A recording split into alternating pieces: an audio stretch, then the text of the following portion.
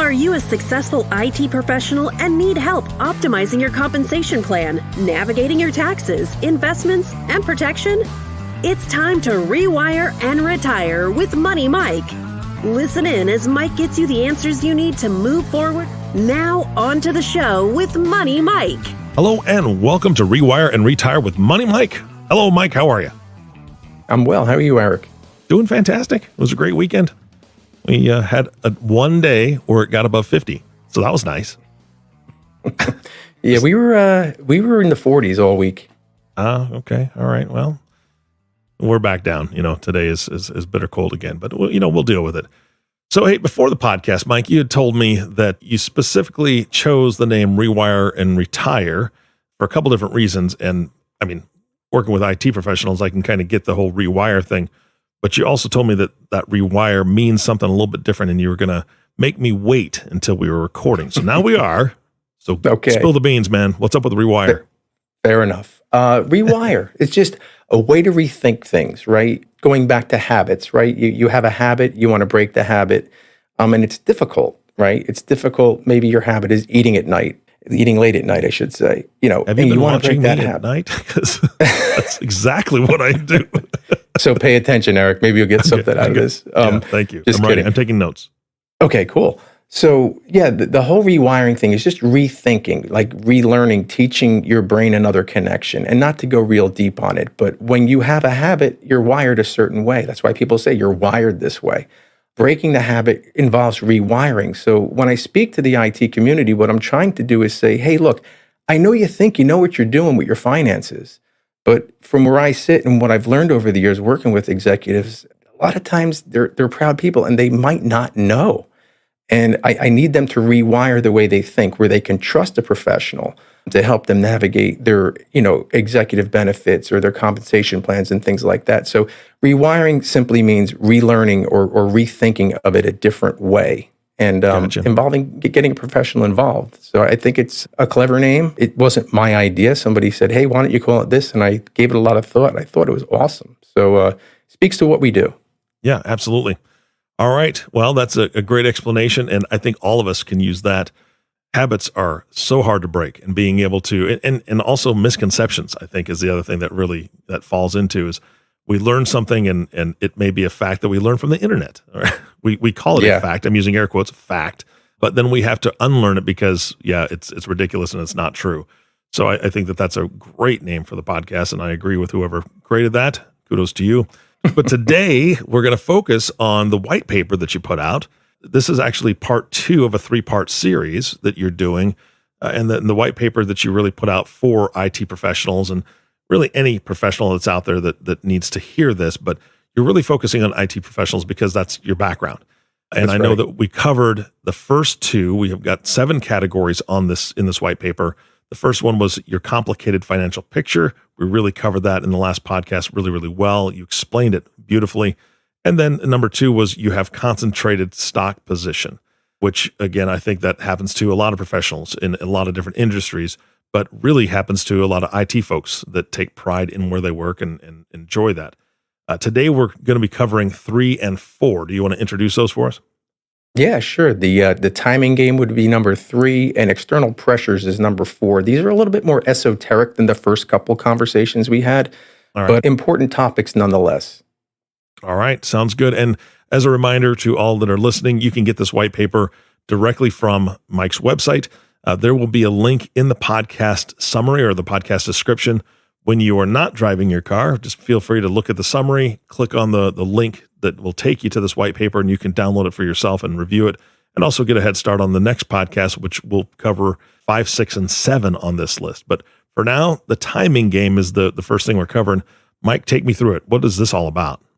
Sure. So it's a little bit of put on your thinking cap, or what I like to say around here is just imagine this. So it's kind of like, follow me here. I'm going to make some assumptions, and I don't mean to be any way about this, but, most people, IT professionals are working, probably have a spouse, probably have kids. So we file a joint tax return, right? We add up our incomes, and depending on where we come in, we pay taxes on that income, right? Which is why we always encourage people to defer a lot into their 401ks or other areas that they can get some money off the radar screen for taxes. Here's the issue. Okay, so you've done everything, and now you have these options coming due that could push you into a higher bracket.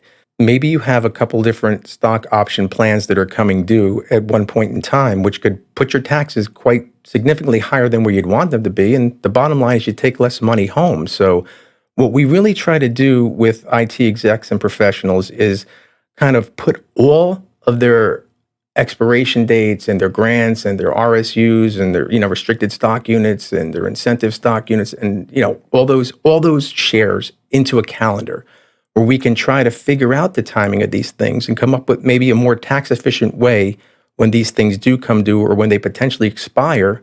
Look, nobody wants to leave money on the table. I get that. But there are techniques and timing strategies that you can use that will potentially avoid popping up into a higher bracket and paying more taxes than you have to. So that's really the timing game. It's paying attention to what you have.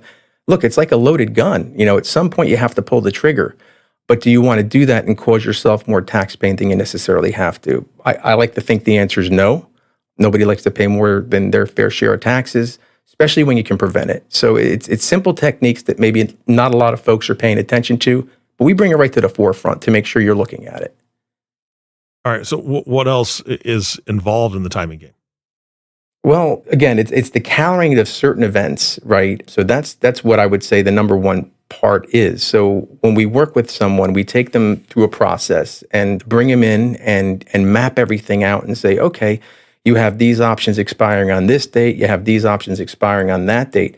And, typically what most people like to do is say, I'm going to kick the can down the road. I'm going to wait. I think the stock's going higher and it's going higher. So I'll wait. Okay, great. You've waited. But now you have more than you need coming due. These options pop, they expire. You got to, execute on them before. Otherwise, they expire worthless. But now you might have a couple all expiring at the same time that can cause a lot of, heartache, tax ache, you name it. So that's really what we try to avoid. And mapping it out on a schedule in our financial planning software especially is where we make a big impact because people can actually see it, and seeing is believing. Yeah. Is this information that they can get from their HR department? I mean, it seems like it's fairly complicated and that an HR department isn't necessarily going to have all this information.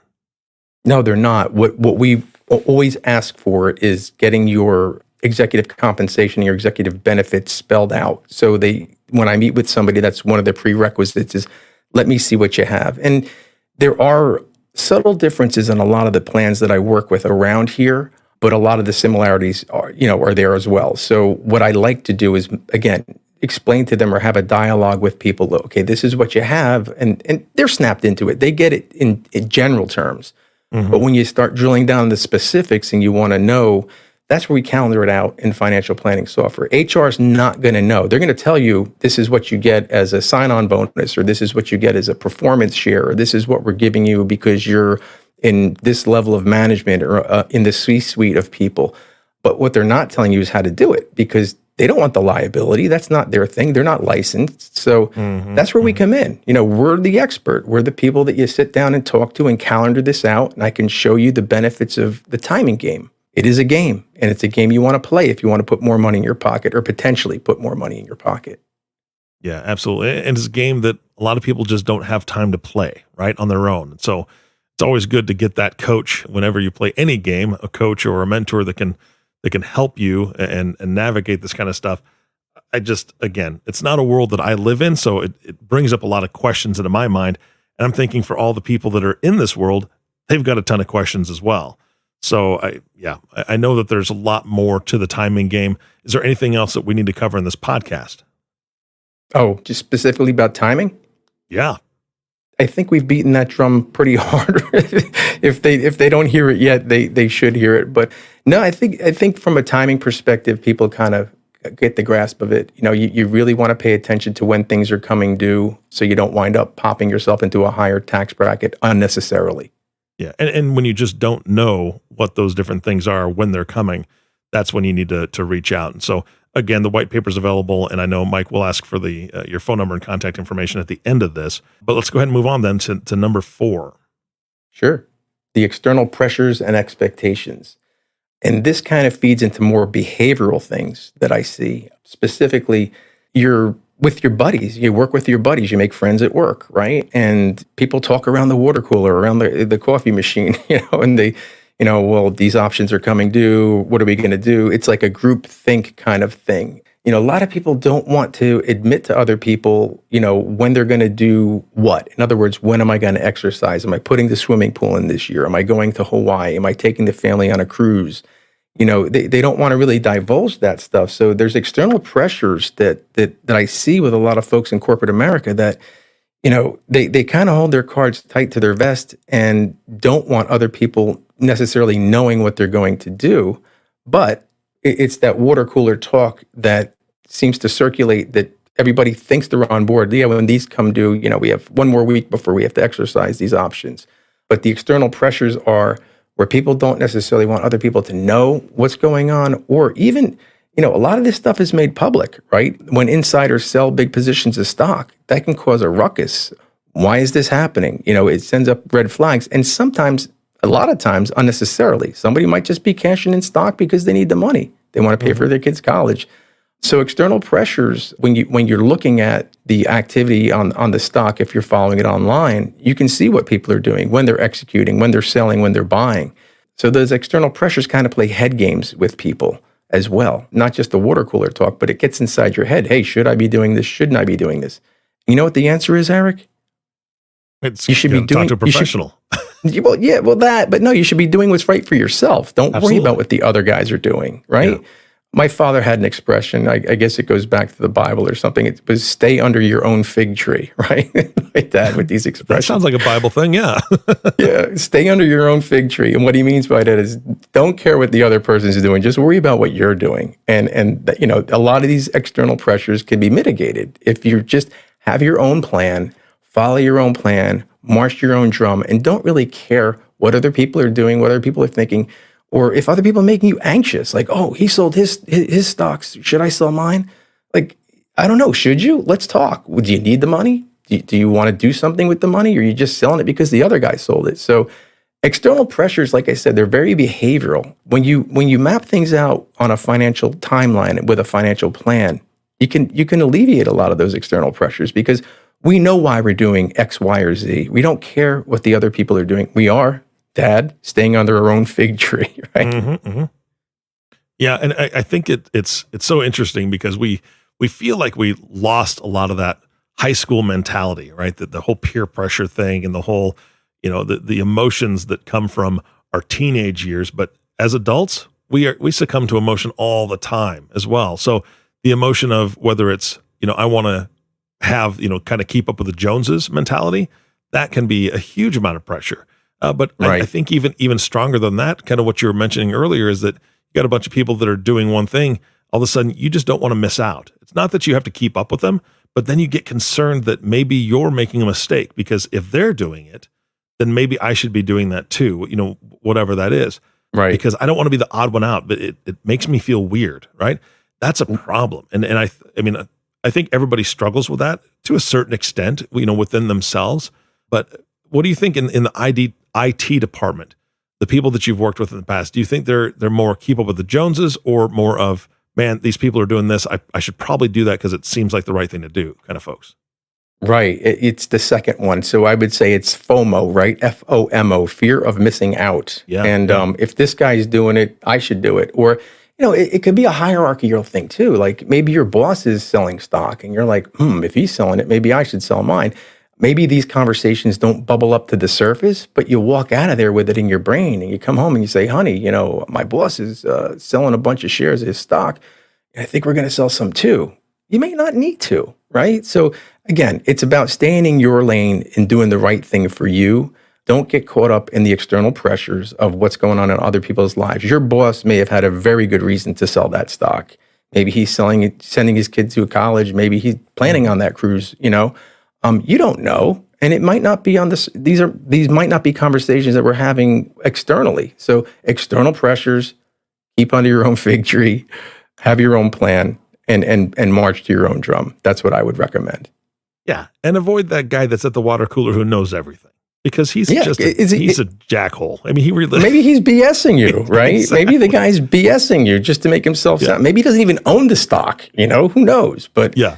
It's that groupthink mentality that we really try to steer away from. So again, if you have your own plan, listen, everyone, am I going to say everyone should be working with advisor? No, but there are people that are good fits for advisors. If you need the help, if you need to calendar things, if you want to have conversations about should I buy, should I sell, these are all great conversations. Have them with your advisor. These people need to know what you're thinking. They'll be able to say, yeah, maybe you take some chips off the table, but you really don't have to because we don't have any life events going on that require you to take the chips off the table. So again, it's about, I'm probably beating it to death, but you have to have a plan and try to adhere to that plan as much as you can and not worry about what other people are doing. Worry about what you're doing. We're concerned about your retirement. We're not concerned about your boss's retirement or your coworker's retirement. We're concerned about you. Do what's right for you. Absolutely. Everybody's their own individual and they do what they want to do. I'm just here as a guide. Yeah. And it's not like you're saying, okay, we're going to, we've got to sell everything. I mean, that's obviously not the plan. No, but not at all. If it's, and I'm thinking, if I'm in that position and it's at 140 and somebody's saying, everybody's saying, oh, it's going higher. Do I want to possibly lose out on an extra $20 per share for a certain, amount of shares that I would be selling? Or do I want to lose $70 a share on every share I've got, from 140 down to 70? And right. Nobody, like you said, nobody's got a crystal ball, but boy, there's that old saying, when you go shopping for something big, take a no man, right? Right. I was a no man for one of my buddies. He went to go shopping for a car and that was great. I loved being that for him. I played the tough guy that was just kind of silent when the salesman was trying to get everybody laughing and everything. I just kind of look at him weird. That's what I was paid to do, in beer. I think I was paid in beer, but anyway, that's besides the point. I didn't take a no man when my wife and I went minivan shopping. And I even hate to say those words together, minivan shopping. And nothing wrong with minivans. Well, there is when you lease it for 3 years at the tune of $640 a month. That was the dumbest mistake I've made in a long time, but we emotionally got wrapped up in the situation, right? It had 3 TVs, brother. It was amazing. But guess who never watches the TVs? Because he's always driving, me. So why did I care if it had 3 TVs? Anyway, it was an emotional decision. And I can imagine that your clients are in that exact same thing. Again, I think you termed it FOMO, right? Fear of missing out. I don't want to miss out on that extra $20 per share. Well, do you want to suffer the 70 negative, in that possible scenario? So, yeah. Wow, that's a lot to work through it. And how do you help a client get past that emotion or work through that to where they lose some of that emotion, emotional connection to things? Yeah, that's a tough one. We're going to touch on that in the next podcast as well, like emotional influence. But yeah, you're right. You're spot on. And look, I've said it a lot of times. People are individuals. So it's a good advisor will get a read on his client, right? A good advisor will know his client well, right? Or her client well. Mm-hmm. It's important because you'll know what makes people tick. You always want to do something in the person's best interest. That's a given. And taking chips off the table when the stock has had a really good run seems pragmatic. But again, there's that emotional attachment to the stock. This stock was, $50 and now it's $150 and it's, paid for this and done this for me. I'm still hanging on to it. I'm long-term. Okay, great. But you got to have an inflection point with the client and say, look, I get it's been good to you. I'm not disputing that, but I'm here as a detached and unemotional, observer of your situation saying, hey, let's just take some chips off the table if it speaks to the economics of your financial plan. So that's it. If I knew the answer to say like, oh, Eric, this is what I say to them and this gets them to respond. No, everyone's an individual and it's about ultimately, your advisor knowing who you are as a person and being able to make these recommendations. And just, I try to get inside their head. I don't try to do it all at once. With Ed, I remember several conversations with him, about getting some chips off the table. Man, when it starts coming down, when the stock starts coming down, it's even harder to get them to pull the trigger because they're like, oh no, it's going to go back up to 160. It's at 120. Let's take some off the table. There's never, advisors have an expression. There's never a good time to sell a stock, right? Because you sell it, oh, it went higher. I could have made more money. Or you sell it and it went lower. Oh, I should have sold more, right? There's no right time to it. So you got to do what's right for you. But again, It's about planting seeds, getting people to realize that you sit on the same side of the table as them and you just offer that pragmatic, detached advice, not emotionally wrapped up in the stock, but more from a practical standpoint. Yeah. Yeah, absolutely. All right. I am looking forward to that next podcast and the continuation of this white paper. Where could people find the white paper if they want to download it early, besides the podcast summary, which I've already told people? Yeah, if they look me up on LinkedIn, they can just, connect with me and they'll get it automatically. I'll send them the white paper. Fantastic. That's nice and easy.